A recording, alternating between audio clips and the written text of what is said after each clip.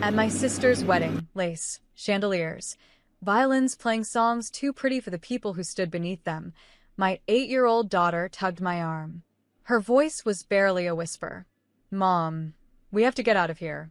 Fast." I crouched down, thinking maybe she was overwhelmed. Maybe the lights or the music or the strange looks from our relatives had gotten to her. "Why?" I asked, brushing a curl behind her ear. She didn't answer. She just pulled out her phone, my old one, passed down, barely working, and tapped open a video. "Look at this." And when I saw it, I froze. "My name is Valerie, and from wherever you're watching this, stay with me. Because have you ever stood in a room full of people clapping for a lie and realized you were the only one who knew the truth?" The video played in silence. Grainy, shaky, but clear enough. It was my husband, with my sister, in a dressing room, kissing, his hands on her waist, her voice giggling, saying, "We should have told her by now." My blood went cold. The date stamp? Last week. 1 week before this wedding. 1 week before I helped her pick the flowers. Before I sat next to her at the final dress fitting, holding back tears because I was genuinely happy for her. And now?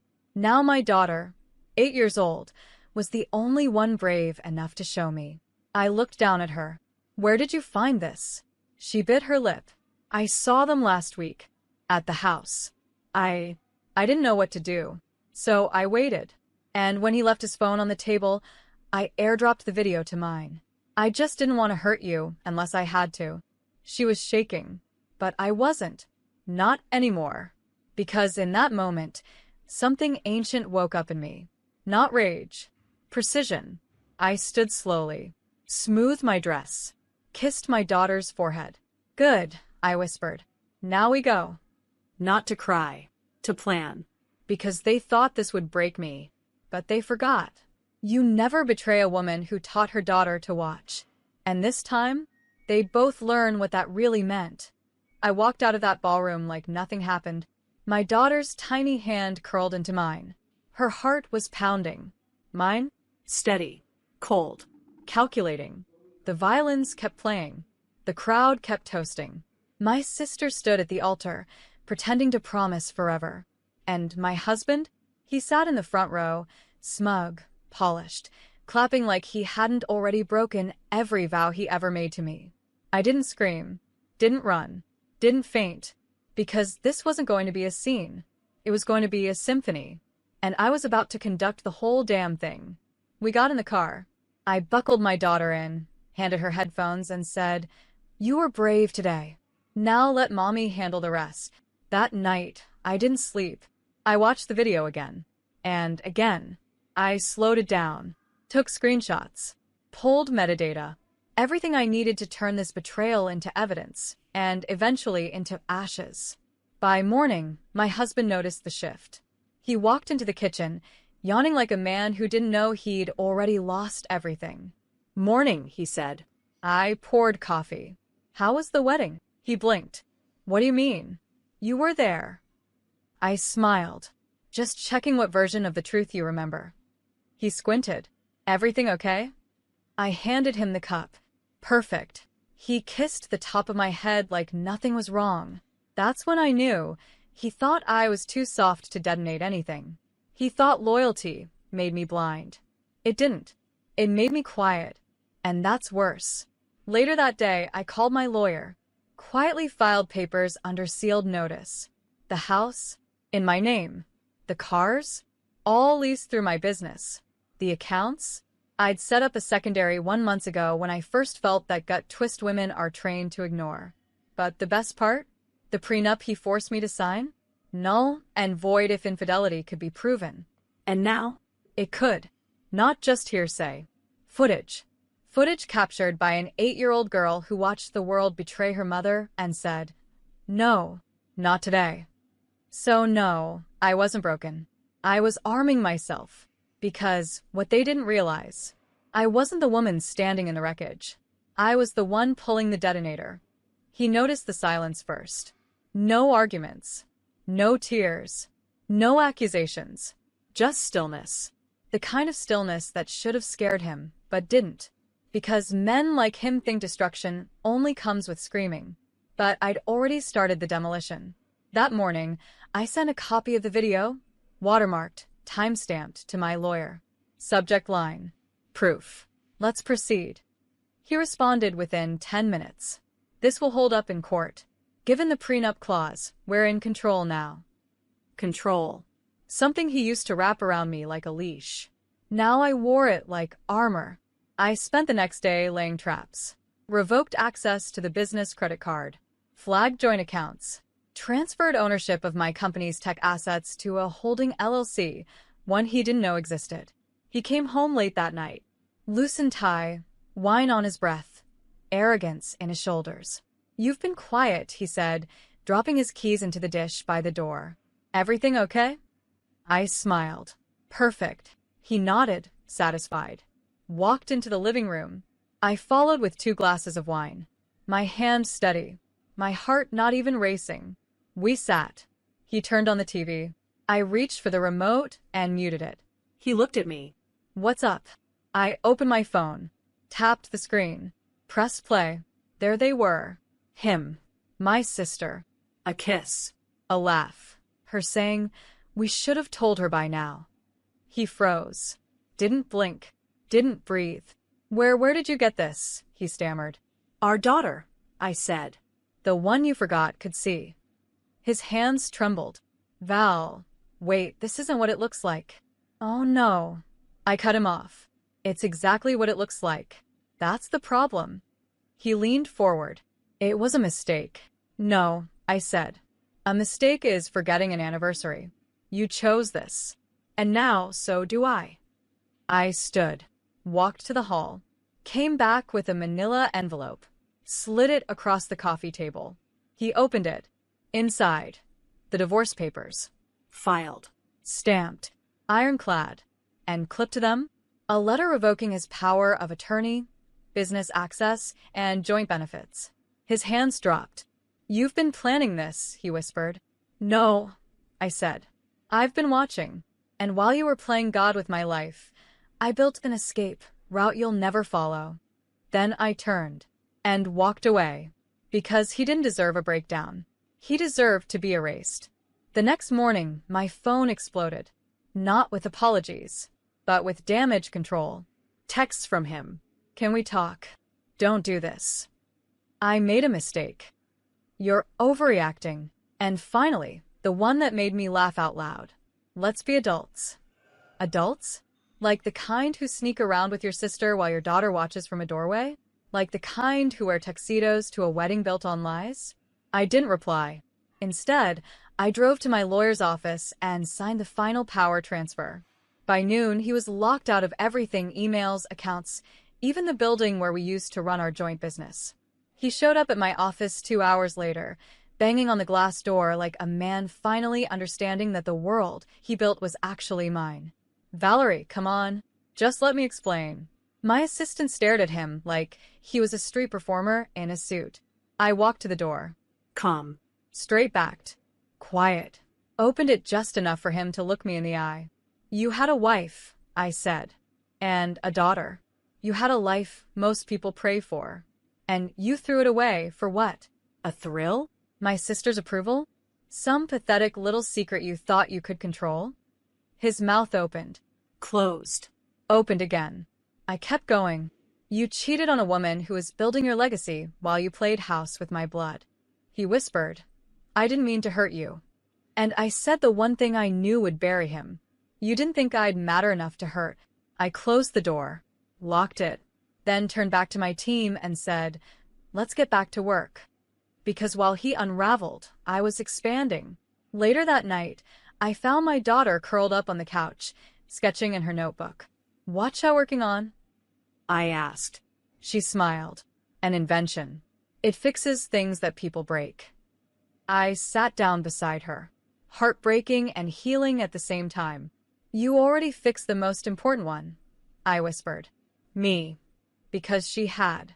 While I'd been doubting, shrinking, trying to make sense of betrayal, she'd pulled me out, not with rage, with truth. And I wasn't going back, because revenge wasn't the goal anymore. Rebuilding was. And I was just getting started. The invitation came 2 weeks later. An envelope, hand-delivered, cream-colored, embossed in gold. Brunch for the newlyweds. My sister's name at the top. My husband's name, no, my ex, now printed beside hers. Like it had always been that way. Like I was the mistake they corrected. I held the invitation like it might rot in my hands. Are they serious? My assistant asked, peering over my shoulder. They're not serious, I said. They're desperate. Because this wasn't a celebration. It was a declaration. They weren't just flaunting the affair. They were rewriting it. Making themselves the heroes of some twisted little love story they expected the world to accept. But I knew what they really wanted. My silence. My surrender. My absence. I set the envelope down. I'm going, I said. My assistant blinked. You are? Absolutely, I smiled. And I'm not coming empty-handed. Over the next few days, I made moves quietly. Called a friend at the local paper. Reached out to a woman I once hired, now a rising investigative journalist. Sent over everything. The footage, the timeline, the business records showing money transfers between my husband and sister's accounts weeks before they told me. The story was airtight, but it wouldn't go live until after brunch. Because timing is everything. That Sunday, I walked into the venue like I was made of diamond. Sharp. Cut. Unbreakable. My ex froze mid-sip. My sister dropped her fork. I wore white. Not because I was reclaiming purity. Because I wanted them to know I survived. And I still sparkled. Valerie, my sister said, rising. You look like I've already forgiven myself for loving people who didn't deserve me. I asked, sliding into the seat across from them. She blinked. My ex leaned forward. Can we just be civil? I tilted my head. You planned a wedding in the shadow of my divorce. You sent my daughter an invitation like she's supposed to forget. And now you want civility. He went quiet. I reached into my bag and pulled out 2 folders. Set them on the table. Here's what civility looks like, I said. A cease and desist for using my daughter's name or image in any future family photos. And a formal withdrawal of your access to the family business you never helped build. My sister's mouth parted. You can't do this. I did. I stood, smiled. And just before walking out, I leaned in and whispered, check the news in an hour. Because while they were toasting to betrayal, I was toasting to exposure. By the time they sliced into the cake, the news had already gone live. A front-page feature on the local outlet's Sunday Spotlight. Secrets, lies, and a sister's betrayal. The affair behind the brunch. The article was brutal. Footage. Screenshots. Dates. My husband's financial transfers to my sister's business account. My sister's smiling engagement photos, juxtaposed with time-stamped footage from the affair. Even the part where my daughter's video confirmed it all. It didn't just expose them. It eviscerated them. By the time I pulled into my driveway, my phone was vibrating nonstop. Friends. Neighbors. Sponsors from my sister's charity board. Investors from my ex's startup. Every message had the same flavor. We didn't know. We're sorry. We've cut ties. They thought they were untouchable. But now, they were radioactive. By nightfall, their names were trending for all the wrong reasons. Hashtag SisterSnake. Hashtag vows and lies. Hashtag Valerie deserved better. I didn't post anything. I didn't need to. My silence had become their sentence. At bedtime, my daughter crawled into my arms.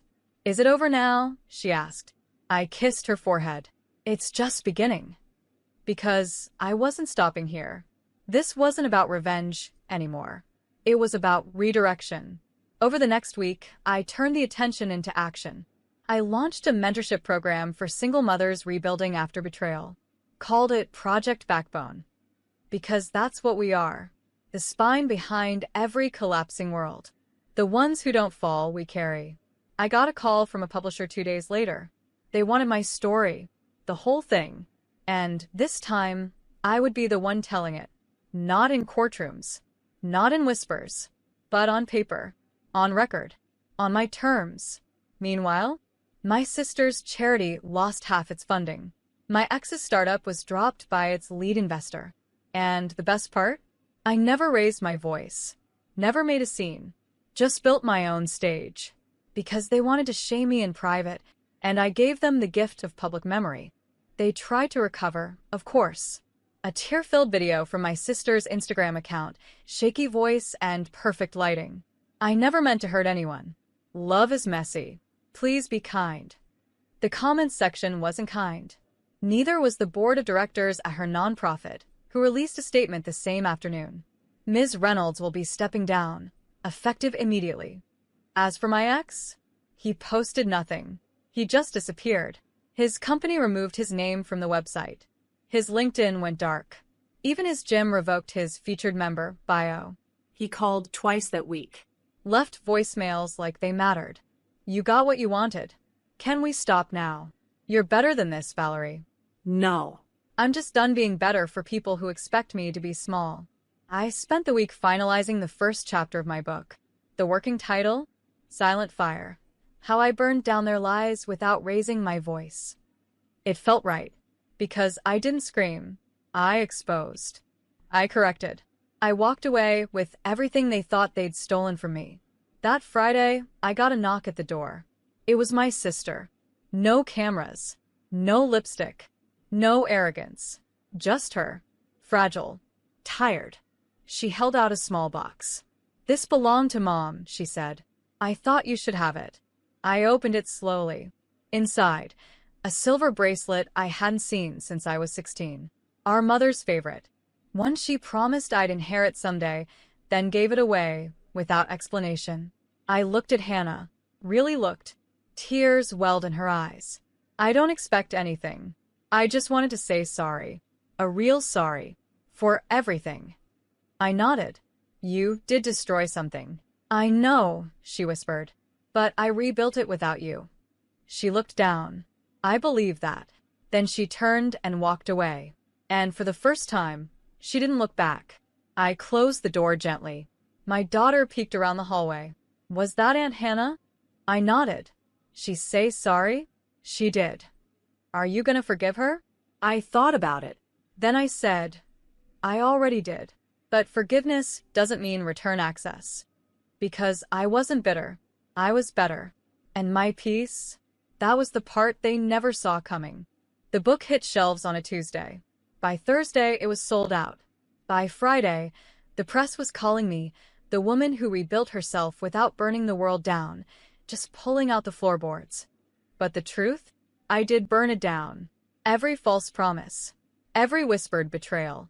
Every fake toast raised over a hollow lie. And in the ashes, I built a home for myself and my daughter. Solid, warm, untouchable. At the first official event for Project Backbone, I stood on stage in front of 300 women. Some carried divorce papers. Some carried babies. All of them carried scars. I looked out into the crowd and told the story, beginning to end. I told them how my daughter, just 8 years old, became the mirror no one could lie to. How silence isn't weakness. It's power under control. And how being betrayed by the people you love the most doesn't make you broken. It makes you dangerous. Because you stop asking for space. You start taking it. After the event, I found my daughter backstage, reading the program. You were so calm, she said. I smiled. I wasn't calm. I was clear. Is it really over now? She asked. I knelt down and held her face in my hands. It's not just over, I said. It's complete. And that night, as we walked home under city lights, hand in hand, I realized something. They thought this would destroy me, but all they did was force me to meet the version of myself I'd been avoiding. The version who doesn't shrink, who doesn't settle, who doesn't apologize for outgrowing the cage they tried to lock her in. I didn't win by hurting them. I won by choosing me. And that's the kind of story you don't just survive. You sign it, seal it, and finish it with one word.